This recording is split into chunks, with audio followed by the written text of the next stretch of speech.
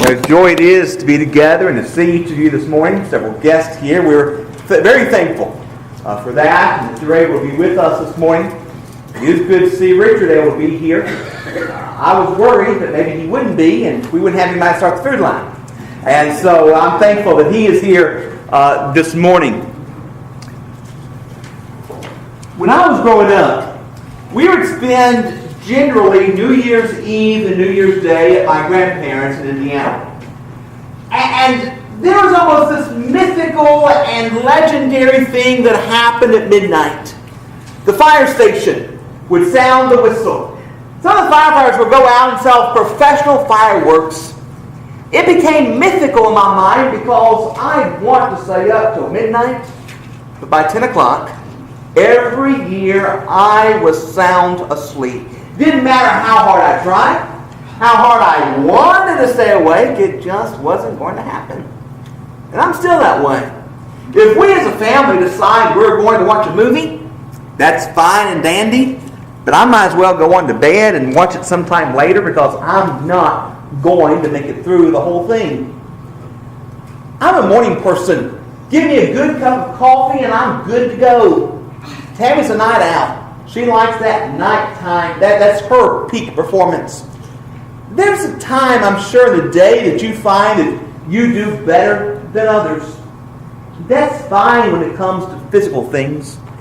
When we speak of the Spirit, sleep is horrible for the soul. Sleep does not do the soul any good whatsoever. In fact, sleep is very detrimental to the soul. Paul says at Romans 13:11, knowing the time, that now it is high time to wake out of sleep, for now is our salvation nearer than when we believed. He also says at 1 Thessalonians 5:6, let us not sleep as do others, but let us watch and be sober. In Luke 21, our text for this morning, Jesus talks about the need to stay awake, not to sleep. Not to hope to stay awake and make it to midnight and fall asleep. Not to wish you could make it through that movie and then fall asleep in the middle of it. But to stay alert and stay awake. And the message of Jesus in our morning's text is that we need to watch, for Jesus is coming. We need to watch because Jesus is coming. Now, I will admit that Luke 21 is very, very difficult.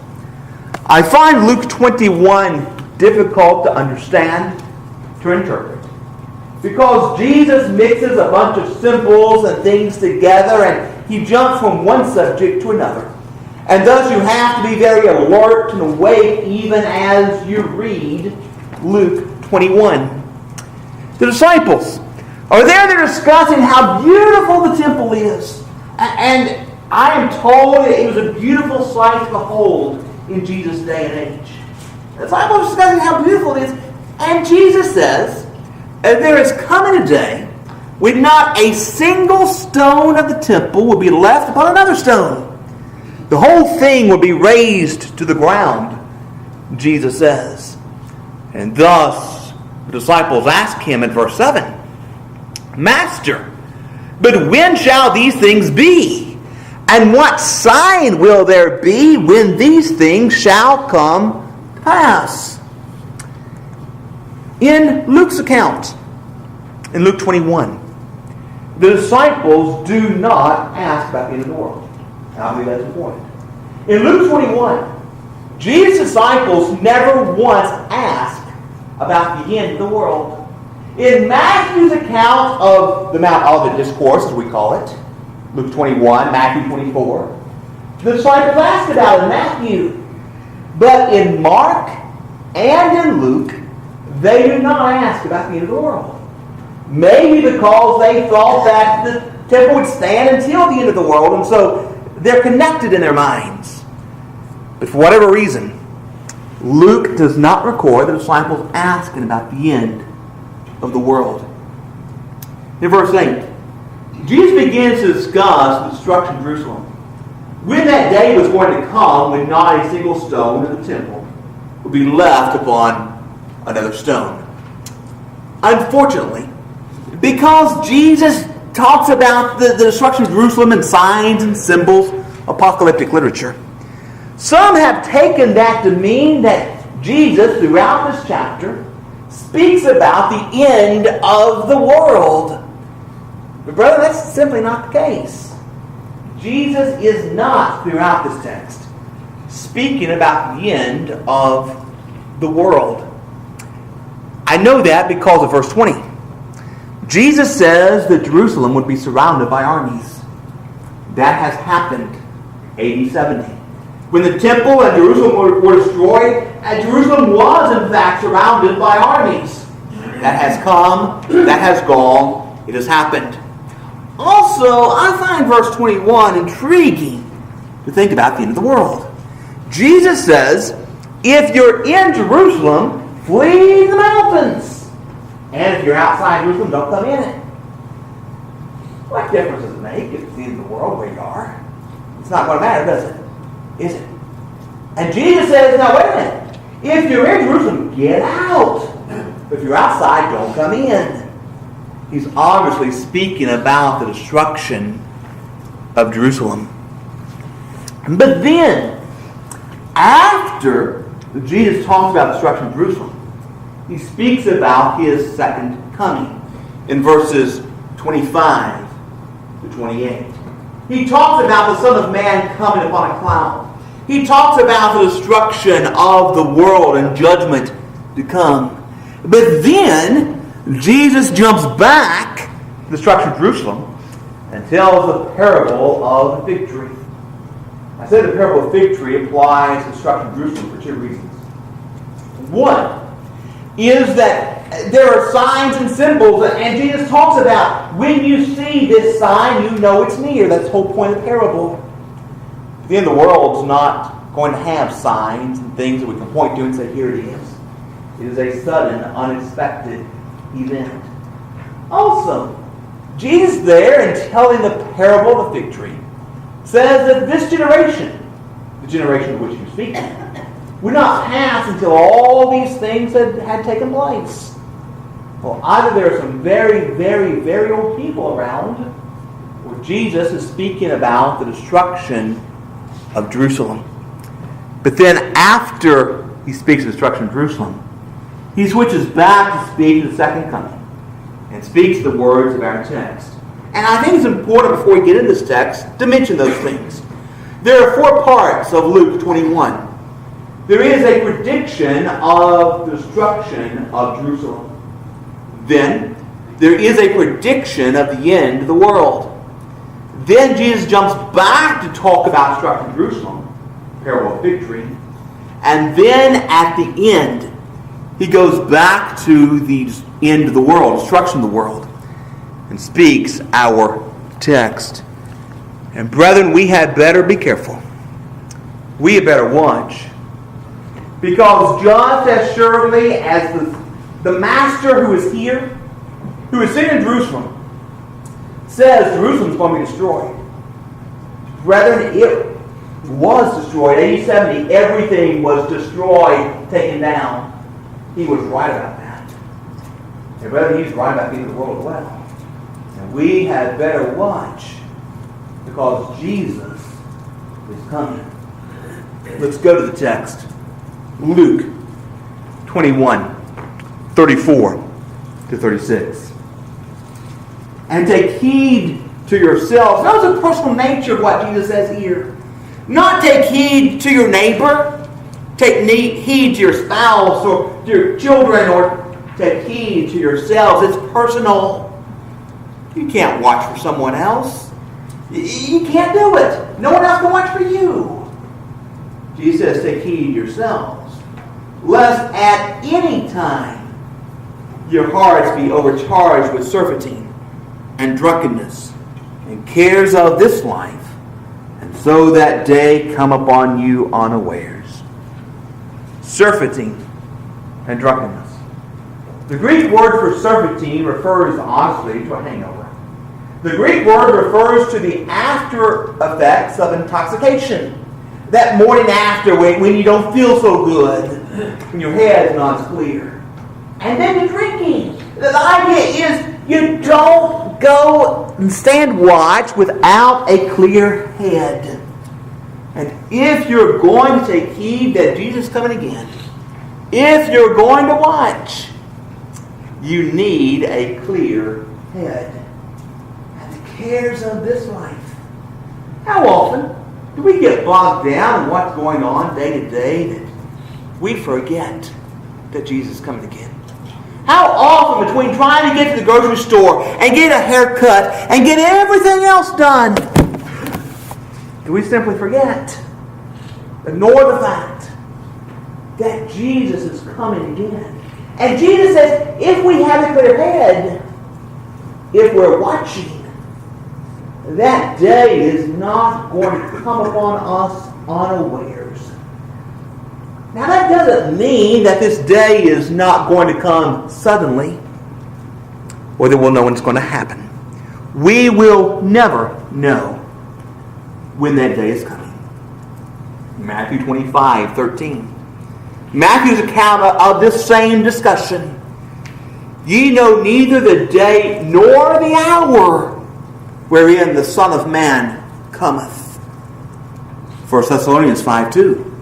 Yourselves know perfectly that the day of the Lord so cometh as a thief in the night. I saw a story yesterday on the Drudge Report that NASA's warning that all this talk about the Mayan calendar is leading to some suicides. It's leading to depression. The end of the world is coming and people are concerned about that. Well, it's always been coming. But second of all, we'll never know what's going to happen. The Mayans weren't right. No one else is ever right who predicts a day. Only God knows. You don't know. I don't know. And no one else knows. We cannot know that day. But at the same time, you see, Jesus said they don't have to take you unawares. We know it's coming. We're ready when it comes.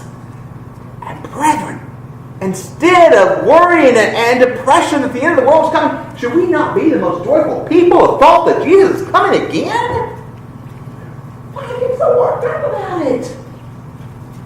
We should be happy, joyful that that day is coming. Not unexpected, not caught off guard, but we're waiting, we're watching, knowing full well that He is truly coming again. And Jesus continues, verse 35. For as a snare shall it come on all them that dwell on the face of the whole earth. I know this is not the destruction of Jerusalem. Destruction of Jerusalem affected one city. What Jesus says in verse 35 affects everyone on the face of the whole earth. And as a snare, as a trap, it's going to come upon those who live on the earth. You see, when you catch an animal in a trap, if it's a good trap, that animal is going nowhere. You caught him. He is stuck. He is there until you let him go. Kill him or whatever. A trap. There is no escaping that judgment day. There is no escaping when Jesus comes back as a snare, as a trap. We are there without escape. And then it shall come upon all them that dwell on the face of the whole earth. Is it not interesting what Jesus does here? He could have said that it shall come on all them that dwell on the earth. Or he could have said the same thing and said, it shall come on them that dwell on the face of the whole earth. Because he repeats himself for emphasis. All those who dwell on the face of the whole earth.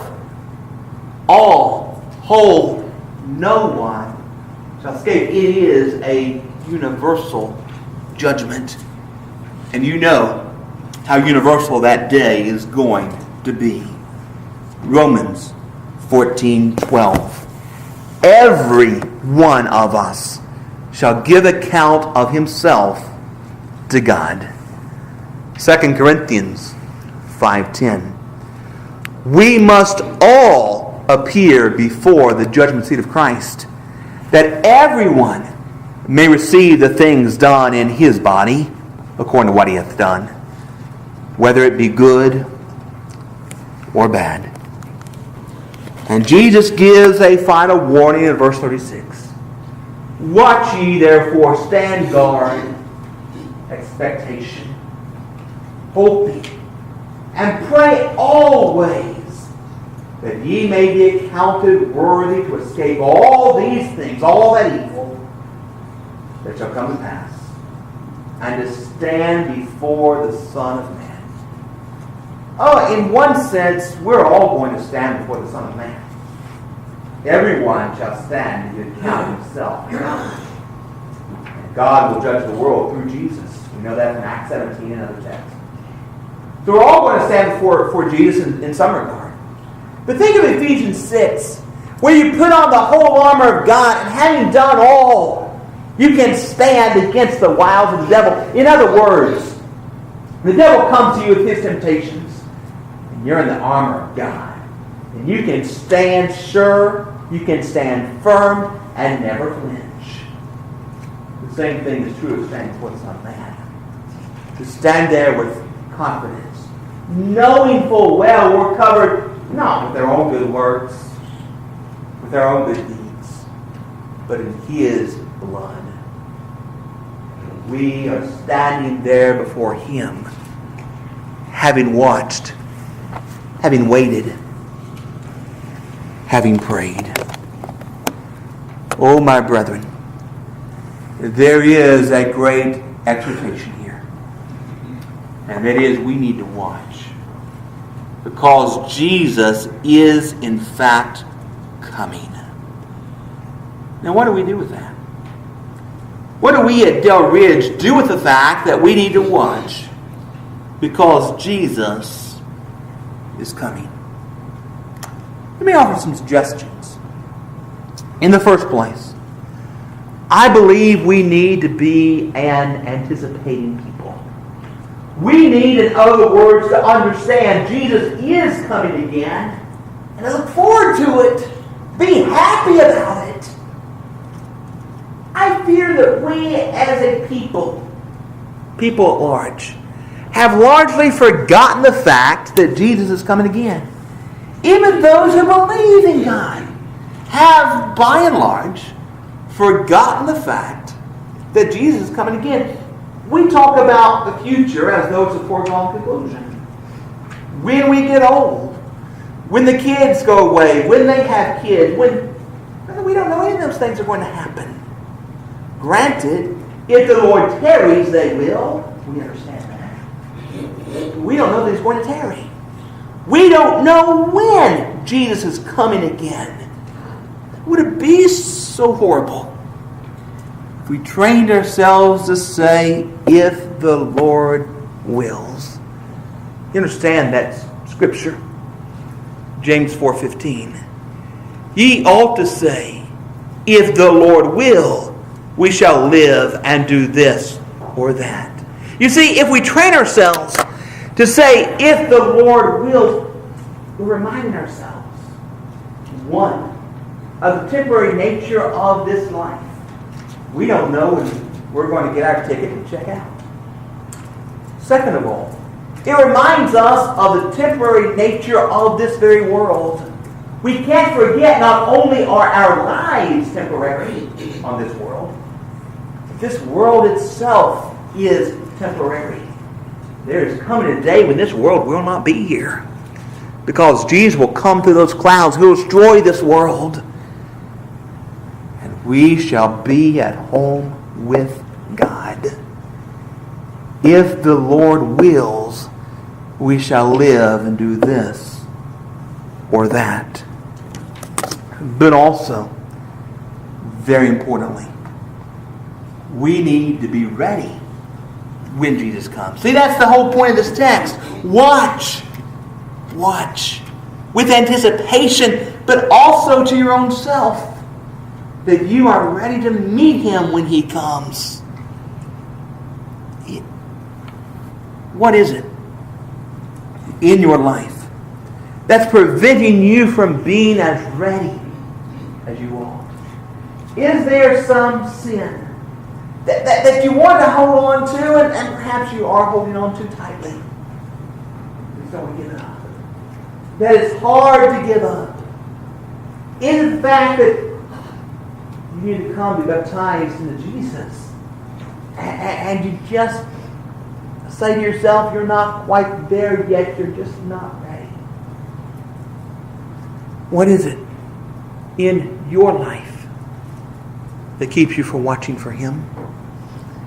You see, self-examination is warranted here. We need to get in touch with ourselves, not in some new age, ooby-doo fashion, but to know what it is in our lives that's keeping us from watching us fully, being awake as we ought to be.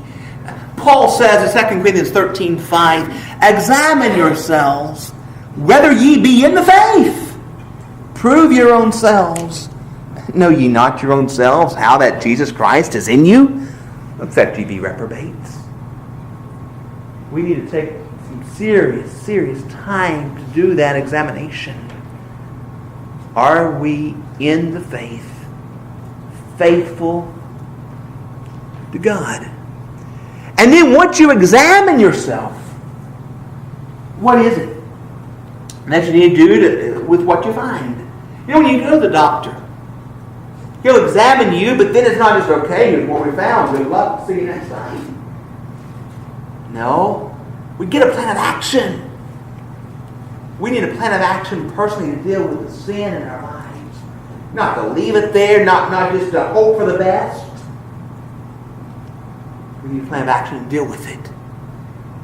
You see, maybe it's the fact that you need to bring that sin to the light of confession. Sin loves darkness. Now, I think I was telling in Bible class that a few weeks ago we ran to the bank after dark, put my check in the ATM or do some business there, whatever, the ATM machine. One of the boys said, Dad, they left the lights on in there. Why would they leave the lights on and waste electricity in the bank? You know why? They've got those little fancy cameras in there and they want to catch you if you go in there. Sin wants that darkness. They want those lights out. Dark sin does. But confession brings sin to the light where it will wither and where it will die. James tells us, James 5:15, confess your faults one to another and pray for one another that you may be healed. Is it the case this morning that you need to confess sin and ask for our prayers? Or is it the case that you need help getting rid of your sin, that your sin is so ingrained in who you are that it's not going to be an easy fix, but it's going to require some surgery? You're going to need some help. Scripture speaks of that as well. Galatians 6:1 and 2. Brethren, if a man be overtaken in a fault, ye which are spiritual, restore such a one in the spirit of meekness, considering thyself, lest thou also be tempted. Bear ye one another's burdens, and so fulfill the law of Christ. You need to talk to one of us. To me, to one of the elders, to someone. Get some help to get that sin out. To deal with it appropriately. One final suggestion. In the text, Jesus says to pray, to watch and pray. I think I know why that is. Because as we pray, our thoughts are not focused on the hustle and bustle of this world, but they're on the next world. Watch and pray. To spend serious time in prayer, that our minds Focus from the things of this world. The reality of the next. Is it any wonder that Paul wrote at 1 Thessalonians 5:17, pray without ceasing. To have our minds firmly planted in the world that is yet to come. Brethren, what if the church here at Dale Ridge came to fully understand and to grasp the truth that we need to watch because Jesus is coming? How would our lives be different? Do you not believe it would be the case that we be an anticipatory people? That we be giddy almost with excitement that Jesus is coming again? Would we not be taking serious steps to rid our lives of sin, that we may be able to stand before the Son of Man? Would we not spend serious time in prayer? Minds focused on that other world. That world that is yet to come. Oh, what about you this morning? Where is your heart? Where is your mind? Are you watching because Jesus is coming? You need to come this morning and to begin to watch for Him. To be baptized into Jesus, to have every sin removed, remitted. To be raised to walk a new life, a life of expectation, a life that watches for Jesus. You need to come this morning and ask for our prayers, for our help to rid your life of sin, that you might watch more expectantly. If you need to come, would you come right now as we stand and sing?